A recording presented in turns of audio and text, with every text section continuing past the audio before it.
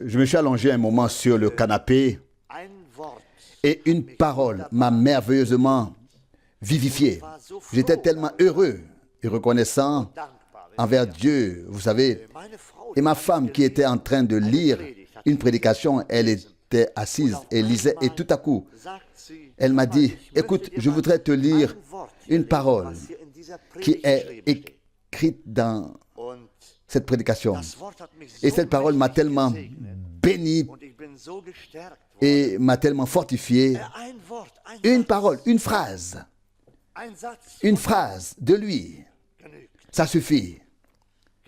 Ça suffit déjà. Et alors la joie du Seigneur est déjà là. La joie dans le Seigneur. Et elle a lu, comme le dit frère Branham, Balaam devait maudire le peuple de Dieu. Ou il voulait maudire le peuple de Dieu. Mais Dieu ne l'a pas permis. Et frère Branham dit là, ils ont commis tant d'erreurs. Ils ont commis tant de péchés que Balaam pensait en effet qu'il ne restait plus rien d'autre pour le peuple qu'une malédiction. Mais Dieu ne maudit pas si vite ses élus. C'est écrit. C'est ce que dit le prophète dans cette prédication. Oh, c'était comme un baume dans mon cœur. Car auparavant, il est dit qu'ils ont commis tant d'erreurs, dit frère Branham, et tant péchés irritant Dieu en tout. Et d'un point de vue humain, on aurait dû dire, c'est fini. La malédiction est là. Mais, frère Branham dit, comment Dieu pourrait-il maudire ceux qu'il a élus? C'est impossible. Dieu ne l'a pas fait. Nous, les humains, nous le ferions très vite. Mais ce n'est pas possible. Dieu est merveilleux. Et cela a tellement fortifié et vivifié, rafraîchi mon cœur. Et j'en suis tellement heureux à ce sujet. Et j'ai pensé, oh Dieu, c'est peut-être justement cette parole dont j'avais besoin. On réfléchit ainsi à soi-même, à sa propre vie, à tout. Et quand on se regarde, vous le savez vous-même, quand on se regarde, on ne trouve rien de bon, n'est-ce pas? Rien de bon. Mais louange et remerciement. Aux yeux de Dieu, nous sommes ce que nous sommes. Nous sommes les élus, nous sommes ses enfants, nous sommes son peuple élu. Et cela nous rend si heureux. Je voudrais peut-être juste lire un verset du psaume avant la prière. Le psaume 91, le psaume 91. Psaume 91, il est écrit 91, psaume 91. Celui qui demeure sous l'abri du Très-Haut et qui repose à l'ombre du Tout-Puissant. Verset 2.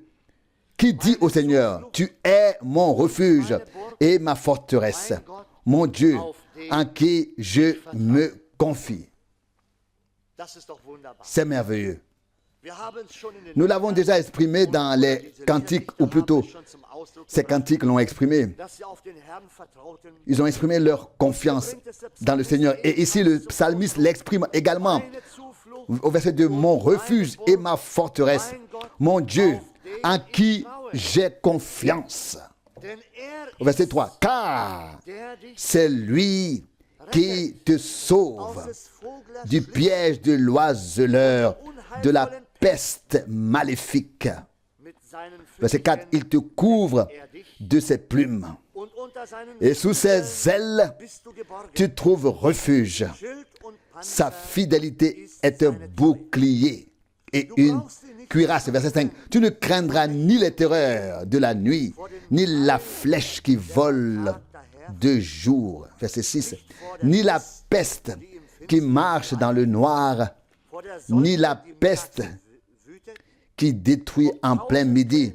Verset 7, si 1000 tombent à ton côté, si 10 000 à ta droite, tu ne seras pas atteint. Verset 8, non,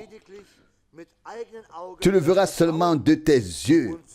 Tu verras la rétribution des méchants. Verset 9. Oui, toi, ô Seigneur, tu es mon refuge. Tu as choisi pour refuge le Très-Haut. Verset 10. Aucun mal ne t'arrivera.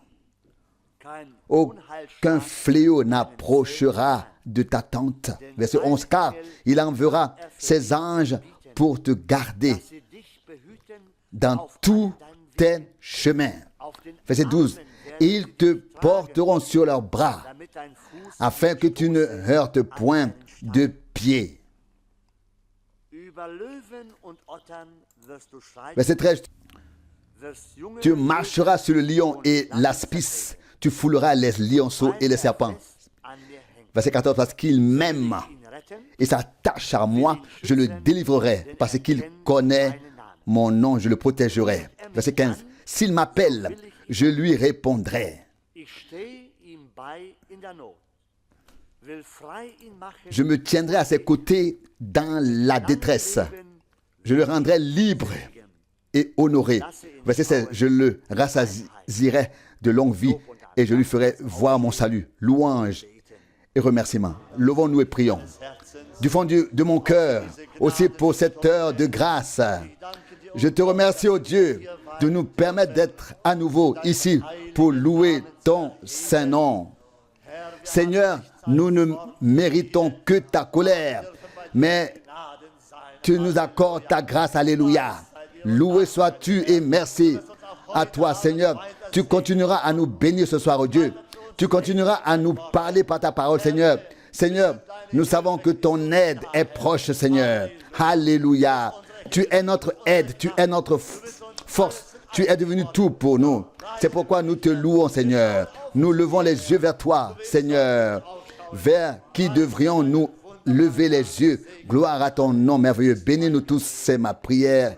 Au nom de Jésus. Amen. Amen. Nous nous asseyons.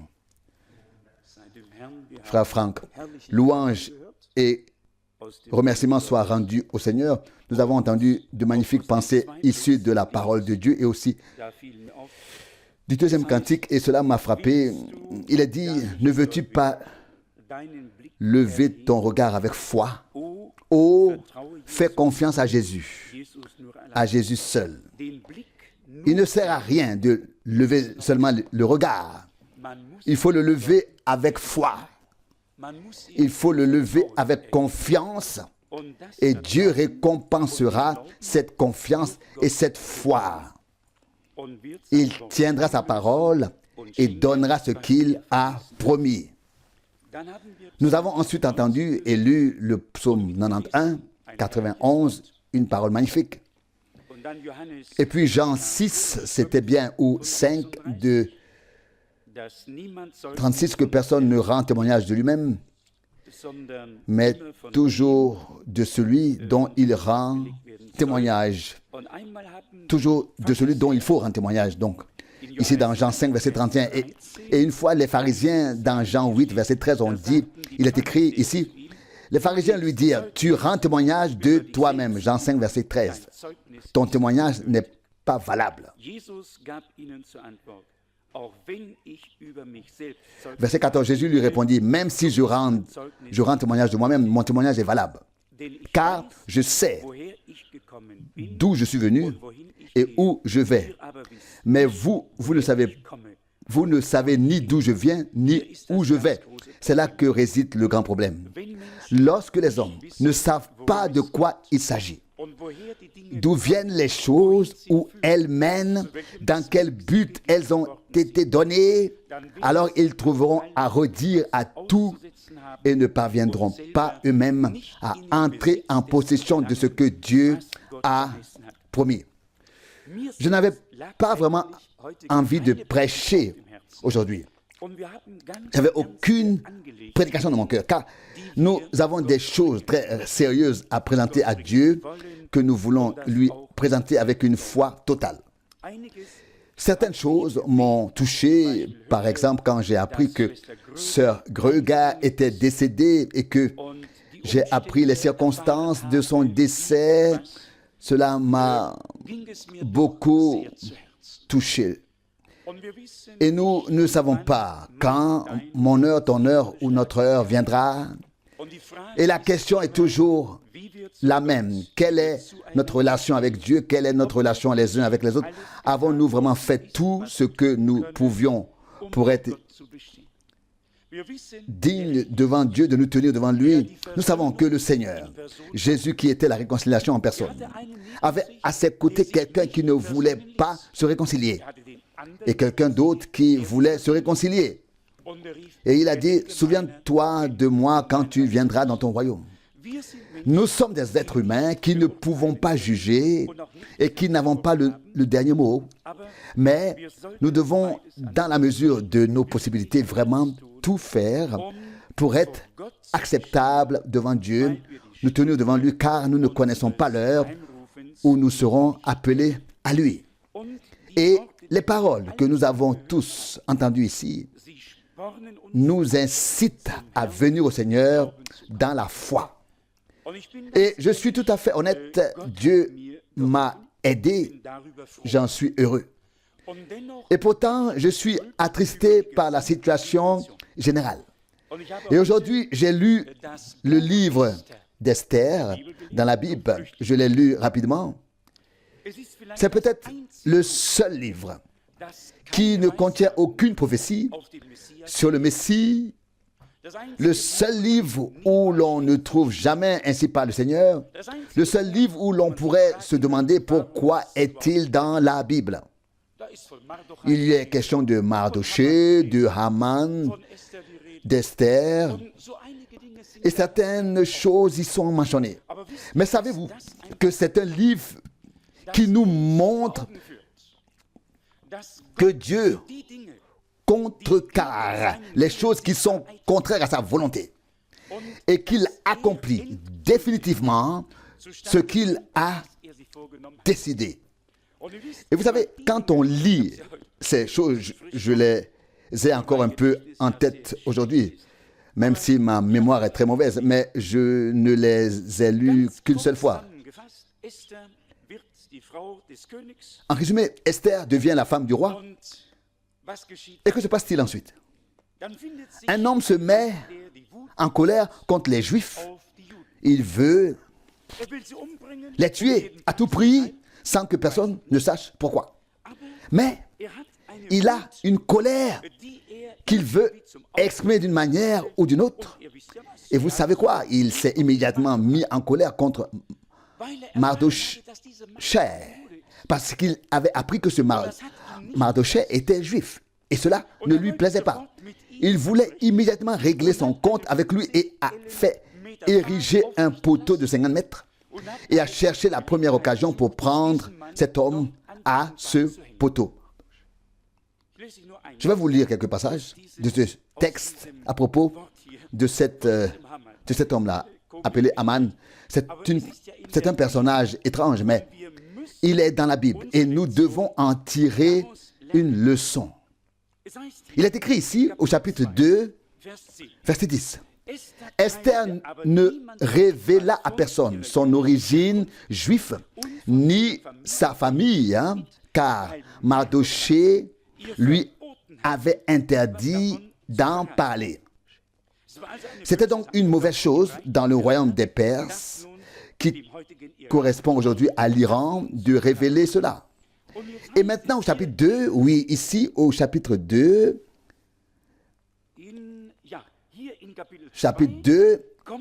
Mardoché vient et rapporte par l'intermédiaire d'Esther qu'un complot est préparé contre lui par deux hommes et ces deux hommes sont arrêtés et mis à mort.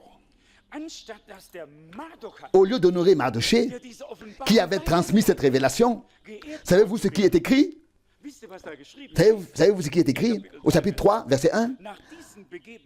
Après ces événements, le roi Assuérus éleva l'Agagite Haman, fils de Hamédata, à la plus haute dignité et lui donne un siège au-dessus de tous les princes qui était avec lui. Il n'a rien fait pour être honoré, absolument rien. Mais ce Mardochée a découvert qu'il y avait un complot contre le roi. Et maintenant, on n'entend plus parler de Mardochée. On honore maintenant un homme qui n'a rien à voir avec cette affaire. Et qui érige ensuite le poteau pour que les Juifs ou le Juif à qui l'affaire a été révélée soit mis à mort.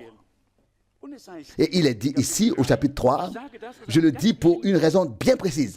Il est dit ici au chapitre 3, dans la dernière partie du verset 6, il conçut le projet d'exterminer tous les Juifs qui se trouvaient dans tout le royaume d'Assuérus avec Mardochée. Nous rencontrons même ici le chiffre 3, le chiffre 13. On se demande parfois pourquoi le chiffre 13 est toujours si redouté. Vous savez, le chiffre 13 est écrit ici peut-être 3 ou 4 fois de suite. C'était le 13e jour où le massacre de tout le peuple juif devait avoir lieu. Et justement, savez-vous ce qui s'est passé? Savez-vous ce qui s'est passé? Justement ce jour-là que Hamas avait désigné pour assassiner tous les Juifs, ce jour-là, leurs ennemis ont été assassinés. L'avez-vous tous lu? Dieu a renversé la situation. Dieu a déchoué le plan. Et comme notre frère l'a lu, Dieu veille sur sa parole pour l'accomplir. Il ne veille pas sur la parole d'Aman pour l'accomplir. Il veille sur sa propre parole pour l'accomplir. Aman, qui va et vient, finit pendu à un poteau. Mais Dieu lui veille sur sa parole et sur son peuple pour l'accomplir. Nous ne pouvons pas entrer dans les détails ici, mais il est dit ici que les scribes royaux ont été convoqués le 13e jour du premier mois. Je vous le dis, ce chiffre 13, vous pouvez le vérifier, ce ne sont que 10 courts chapitres. Et puis, nous continuons ici, et il est dit ici dans le dernier verset du chapitre 3, verset 15, le roi et Aman s'assirent pour festoyer, tandis que la consternation régnait dans la ville de Suse. Vous savez qu'il a envoyé les meilleurs chevaux et les bateaux les plus rapides dans tous les pays en disant le 13e jour du mois de tel ou tel, tous les Juifs dans tout le pays, dans les 27 provinces seront exterminés, c'est-à-dire détruits. Esther 3:13. Et il les a envoyés avec les chevaux les plus rapides, avec des courriers rapides dans tous les pays. Et vous savez, alors quand il a fait parvenir ce message partout, ces deux-là se sont assis et ont festoyé. Et le peuple de Dieu était dans la consternation, dans la détresse, dans la misère, dans une profonde souffrance. Et ils ont bu jusqu'à en être ivres et étaient de bonne humeur. Mais voici ce qui s'est passé. Dieu a veillé sur son peuple et il s'est souvenu d'eux. Ici, au chapitre 4, Esther a pris l'initiative et dit au verset 16, « Va, rassemble tous les Juifs qui se trouvent à Suse et gênez pour moi pendant 3 jours, jour et nuit, sans manger ni boire. Moi aussi, je gênerai de même avec mes servantes. Puis j'irai vers le roi, même si c'est contre la loi. Si je dois mourir, eh bien, je mourrai. » Mardochée s'en alla et fit tout ce qu'Esther lui avait dit. Vous savez, il n'était pas possible de se présenter ainsi devant le roi. Il devait se rendre dans la cour et attendre qu'on les appelle, que le roi lève son sceptre d'or et le leur présente. Alors il pouvait s'approcher. Et là, elle dit, j'y vais, que je meure ou que je ne meure pas, que je périsse ou que je ne périsse pas. Il s'agit de mon peuple et je suis prête à donner ma vie pour mon peuple. Elle s'est avancée. Elle s'est placée dans la brèche. Nous venons de lire la prédication de Frère Branham. S'avancer dans la brèche. Et nous aimons les lire. Puis nous les posons et nous nous demandons pourquoi nous les avons lus. Avons-nous compris que nous devons nous aussi entrer dans la brèche? Et si nous périssons, mais nous devons entrer dans la brèche. Et vous voyez ici que cela continue. Dans le 5e chapitre, les choses sont un peu remises en ordre. Et puis, nous arrivons tout de suite à ce qui est le plus intéressant. Ici, c'est le 6e chapitre. C'est le plus intéressant, à partir du verset 5. Il est écrit ici, « Lorsque les serviteurs du roi dirent au roi que c'était Aman qui se tenait dans la cour, le roi ordonna qu'il entrât. » Verset 6. Aman étant entré, le roi lui dit, « Que peut-on faire à un homme que le roi désire honorer ?» Désire honorer. Aman pensa en lui-même, « Qui d'autre que moi le roi pourrait-il vouloir honorer ?» Ce Aman n'avait pas compris de quoi il s'agissait. Il pensait, je suis maintenant dans la cour et le roi demande ce qu'il faut faire à un homme qui mérite d'être honoré pour un acte particulier. Or, il s'agissait justement du fait que Mardochée avait reçu la révélation et avait pu avertir le roi, et ces 2 hommes avaient été tués et le roi était resté en vie. Il s'agit maintenant de la récompense. Et Aman pense, oh mon Dieu, il ne trouvera personne d'autre qui mérite d'être récompensé. C'est donc moi qui suis en question. Je vais faire la meilleure proposition possible, car la récompense me reviendra alors. N'est-ce pas là une pensée humaine? Et que s'est-il passé? Il est écrit ici, au verset 7.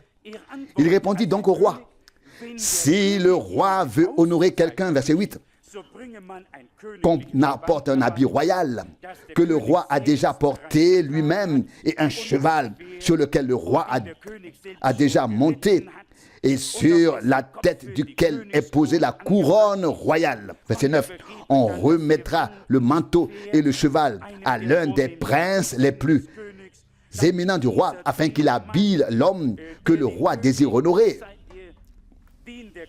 Que le roi désire honorer, le fasse monter sur le cheval et le fasse passer au pas sur la place principale de la ville en criant devant lui. C'est ainsi qu'on traite l'homme que le roi désire honorer. Quelle merveilleuse proposition. Il pensait que tout cela allait maintenant lui arriver. Voici maintenant le cheval sur lequel il va pouvoir s'asseoir. La place du marché est déjà là. Et puis il partira. Tout le peuple lui dira bonjour. Tout le monde s'inclinera devant lui. Et tout ira pour le mieux.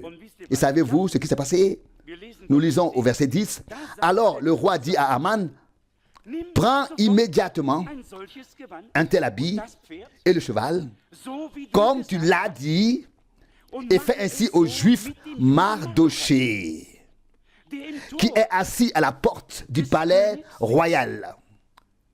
Ne néglige rien de ce que tu as proposé toi-même. » Il ne s'y attendait pas. Il voulait tuer les Juifs. Il avait une rage incroyable contre eux. Il ne s'était jamais attendu à ce que cet homme, qui semblait être son ennemi juré, soit couronné ou honoré. Verset 10. Ne retarde pas la chose et fais tout ce que tu as proposé. Verset 11. Aman alla chercher les vêtements nécessaires. Pouvez-vous imaginer ce que cela représentait pour lui? Celui qui voulait assassiner, il doit maintenant lui chercher les vêtements royaux, aller chercher le cheval sur lequel il voulait monter et accomplir toute cette histoire devant le roi. Et il est dit, verset 11, Aman alla chercher les vêtements nécessaires et le cheval revêtit. Mardochée le fit monter sur le cheval et le conduisit dans la place principale de la ville en criant devant lui. C'était quelque chose, hein? C'est ainsi qu'on traite, verset 11, l'homme que le roi veut honorer. Il devait maintenant sonner de la trompette devant quelqu'un d'autre, devant qui il n'aurait jamais voulu le faire. Il y a ici quelque chose d'important pour ceux qui lisent toute l'histoire jusqu'à la fin. Ici, par exemple, au chapitre 7, verset 6, il est écrit, Esther répondit, l'adversaire et l'ennemi, c'est le méchant Aman. Elle a même invité à un repas et a dit, je dois inviter Aman et alors tout ira bien. Et c'est ce qui s'est passé. Elle l'a invité, il est venu pensant qu'il allait être honoré et là, tout a basculé. Ce qu'il voulait faire à quelqu'un d'autre, lui est finalement arrivé à lui-même. Je me demande si Dieu a changé. Et nous répondons tous non.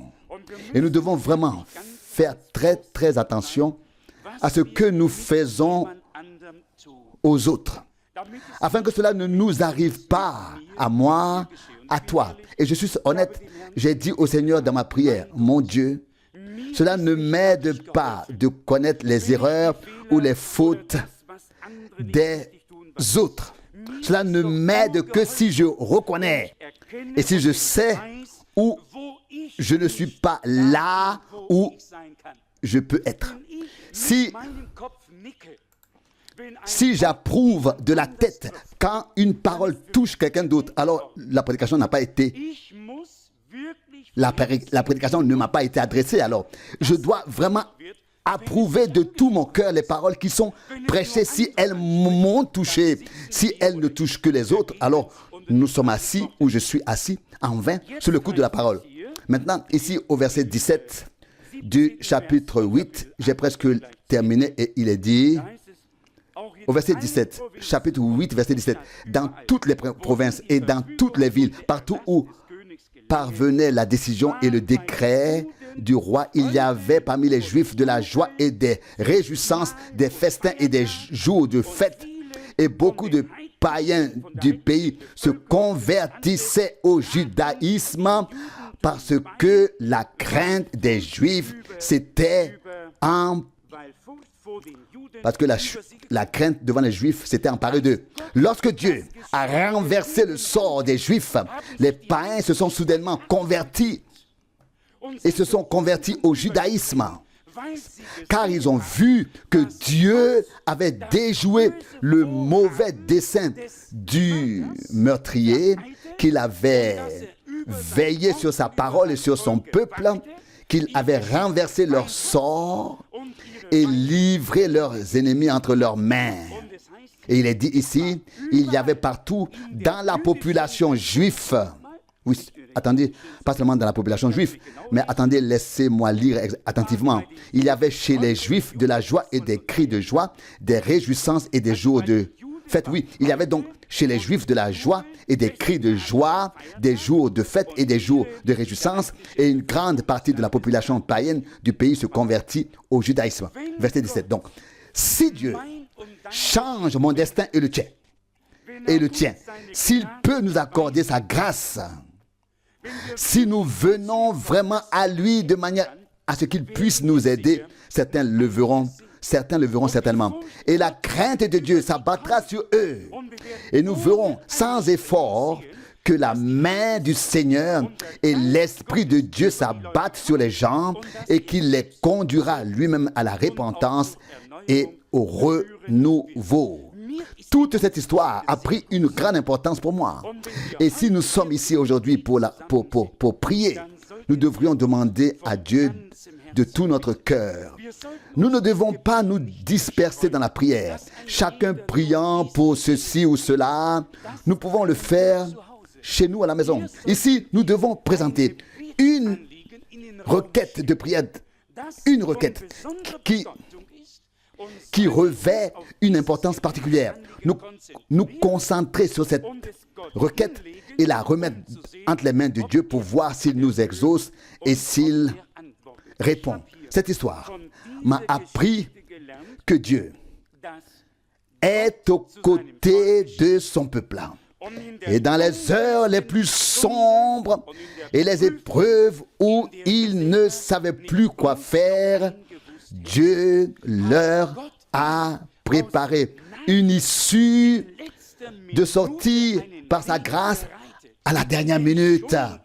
Car déjà, selon le texte, la nouvelle avait été répandue partout par des messagers à cheval dans 127 districts. Et le jour et le mois où le peuple juif devait être exterminé avait été fixé. Et vous savez que si l'ennemi le pouvait, il anéantirait le peuple de Dieu et qu'il n'y aurait plus d'échappatoire. Mais Dieu ne le permet pas. Nous ne sommes pas nés de nouveau pour être corrompus par l'ennemi.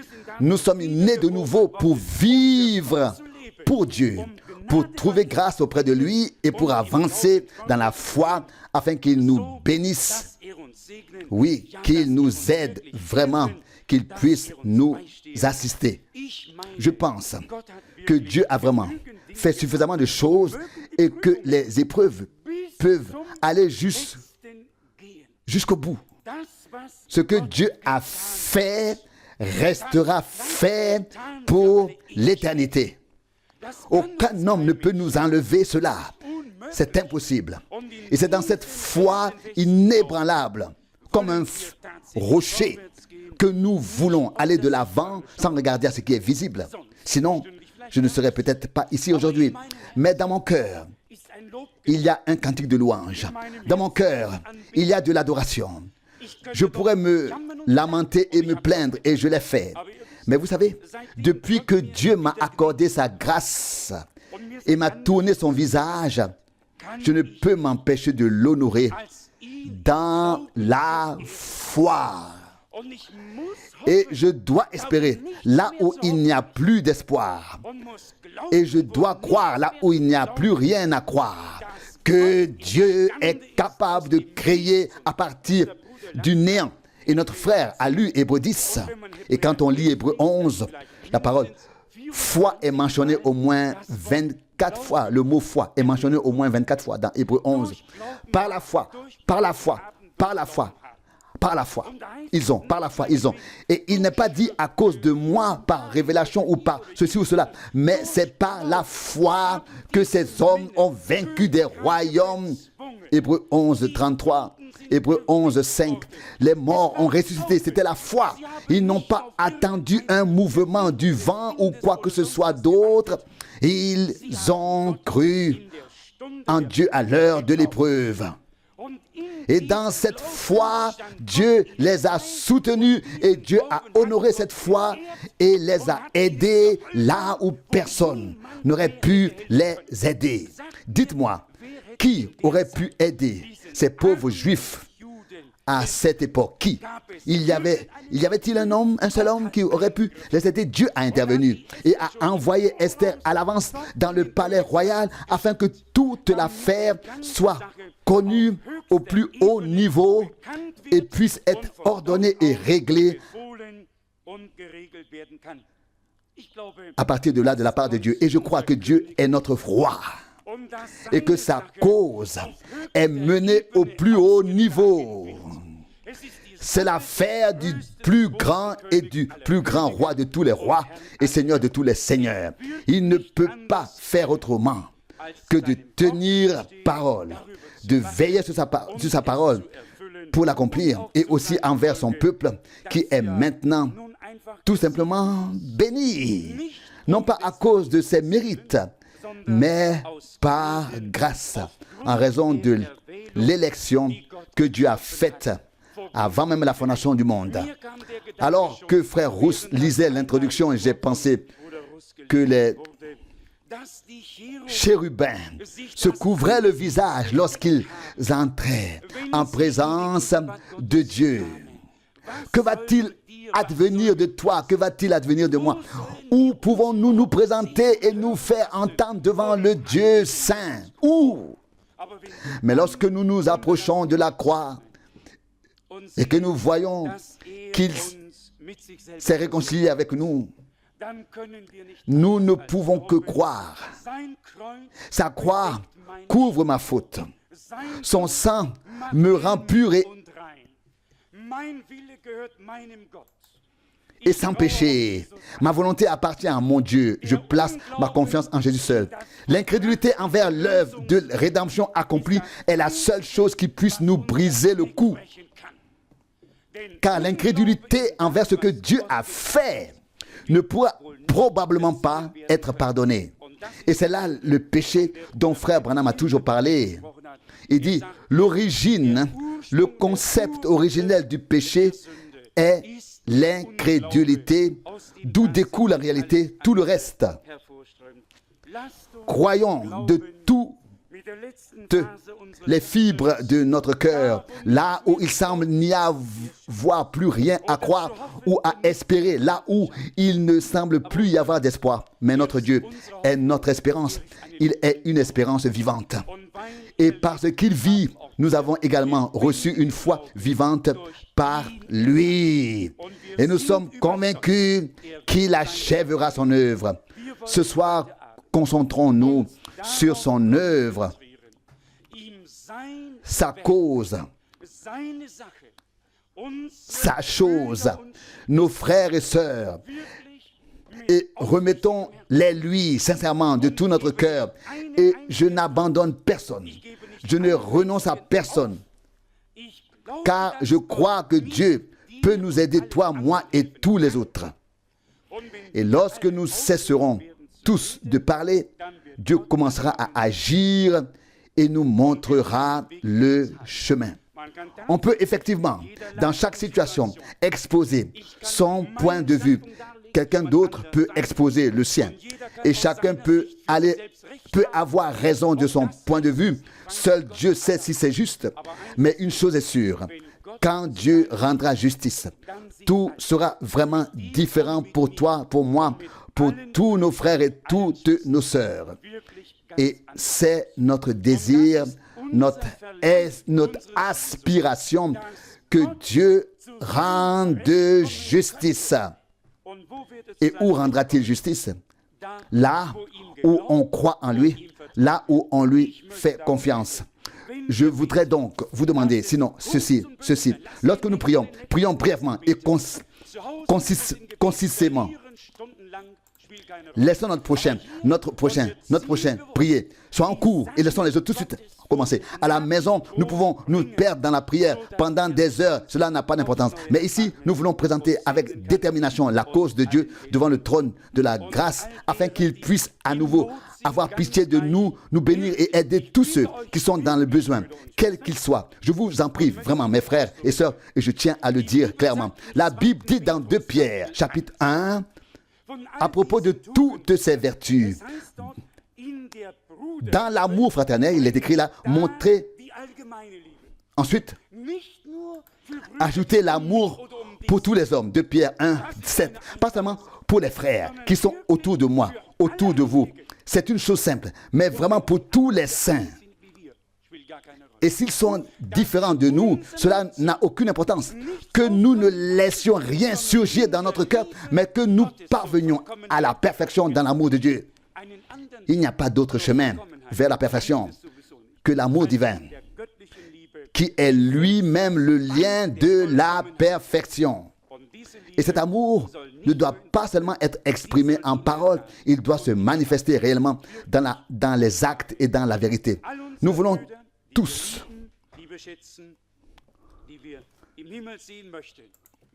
tous nos frères que nous aimons, que nous apprécions, que nous voulons voir au ciel, nous voulons tous les amener devant le trône de la grâce de Dieu et remettre toute l'œuvre de Dieu au Seigneur. Le croire et lui faire confiance dans des prières brefs. Et alors Dieu nous bénira, il nous aidera et sera avec nous. Amen. Maintenant, levons-nous et prions, frère Rousse. Nous te remercions du fond du cœur, ô Dieu, pour cette heure de grâce, Seigneur fidèle Jésus. Seigneur, nous te remercions pour chaque parole qui a été lue, Seigneur. Nous te remercions pour chaque pensée qui a grandi en nous grâce à ta parole. Seigneur, nous te remercions également pour chaque cantique que nous avons pu chanter à la gloire de ton nom, ô Dieu. Seigneur, à toi seul reviennent la gloire et l'adoration. Nous nous souvenons de tout ce que tu as fait pour nous, Seigneur. Mais nous venons, Seigneur, avec la prière qui nous tient à cœur, au Seigneur. Seigneur, nous ne voulons rien faire, nous ne pouvons rien faire, au Dieu. Mais là où rien n'est plus possible à nos yeux, au Seigneur, là tu peux agir, au Seigneur. Car nous voyons, Seigneur, que tu peux transformer la malédiction en bénédiction. Tu peux rendre la vie aux morts, Seigneur. Oui, tu peux tout transformer, tout le destin de ton peuple. Seigneur, tu sais tout, oh Dieu. Tu peux tout transformer quand nous ne voyons rien, Seigneur, quand nous déclarons tout impossible, Seigneur, mais avec toi, toutes choses sont possibles, oh Dieu. Seigneur, je crois de tout mon cœur que tu tiendras ta parole et que tu veilleras sur ta parole, oh Dieu. Et pas seulement sur ta parole, mais aussi sur ton peuple, oh Seigneur. Merci, Seigneur, de me permettre de tout remettre entre tes mains avec foi, Seigneur. Seigneur, je te confie aussi toutes nos familles, oh Dieu, nos foyers, oh Dieu, nos enfants, oh Dieu, tous, oh Dieu, mon Sauveur. Je sais, Seigneur, que tu as un plan, oh Dieu. Merci pour cela, Seigneur, pour ton œuvre merveilleuse, Seigneur. Je t'adore et je loue ta grâce. Alléluia, Seigneur. Tu ne passeras pas, non, Seigneur. Tu donneras au-delà de nos demandes et de notre compréhension. Alléluia. Sois loué et sois exalté, Seigneur, pour tes paroles merveilleuses ce soir encore. Sois loué, alléluia. Oh Dieu, mon Dieu, nous ne savons pas combien vite cela peut frapper l'un ou l'autre. Seigneur, mais tu veux guérir. Que tu puisses le rencontrer là-bas aussi, oh Seigneur, oh Dieu. Que tu puisses être avec lui, oh Seigneur, oh Seigneur. Nous ne savons pas pourquoi les choses sont ainsi, Seigneur. Mais nous voulons tout remettre entre tes mains, oh Dieu. Oh Seigneur, bénis-le, Seigneur, et guéris-le. Telle est ma prière sincère, au nom précieux de Jésus. Dieu fidèle, lorsque nous nous séparons maintenant, sois avec nous, ô Seigneur. Ainsi sur nos lieux de travail, ou là où nous allons, Seigneur. Bénis-nous tous, Seigneur. Telle est ma prière sincère, au nom de Jésus. Amen.